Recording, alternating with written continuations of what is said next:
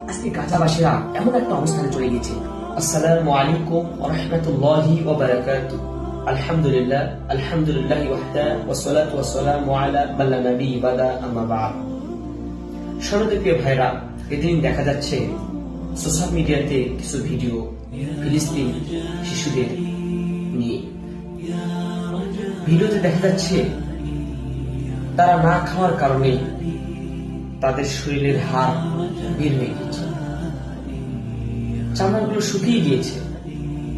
তাদের চোখের দিকে তাকালে অজানায় চোখ দিয়ে পানি বের হয়ে যাচ্ছে। খুব একটা দুঃখের বিষয়, টাকাওয়ালা দেশ হয়ে তাদের অর্থনৈতিক এত অবস্থান ভালো থাকা সত্ত্বেও তারা আজকে সাহায্য করতে পারতেছে না গাজাবাসীকে।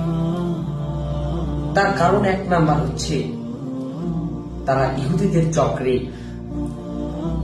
আমেরিকানদের চক্রে তাদের এই মাথাটাকে তারা বিক্রি করে দিয়েছে।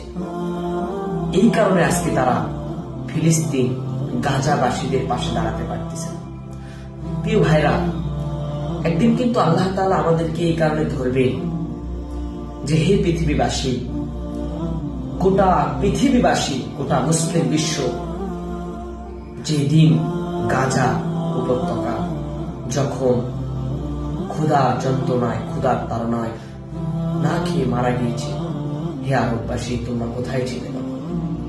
আল্লাহ তাআলা কিন্তু এটা আমাদেরকে জিজ্ঞাসা করবে।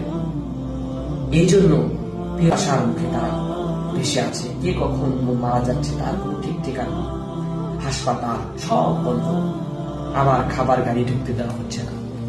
কি অবস্থার মধ্যে তারা আছে। আমি সোশ্যাল মিডিয়াতে একটা ভিডিও দেখলাম। এই ভিডিওতে একটা শিশু অঝোরা চোখ দিয়ে পানি পড়তেছে, তার গায়ের হাড়গুলো শুকিয়ে গিয়েছে। দেখিয়ে মনটা এত আকুল হয়ে গেল, চোখের পানি আর ধরে রাখতে পারলাম।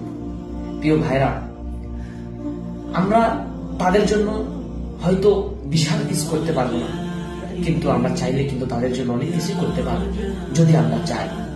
কেমনে? আসুন আমরা জেনে নিই। একমাত্র কারণ, আমরা বাংলাদেশে বিভিন্ন ফাউন্ডেশন আছে, আর আমার যুবক ভাইরা আমাদের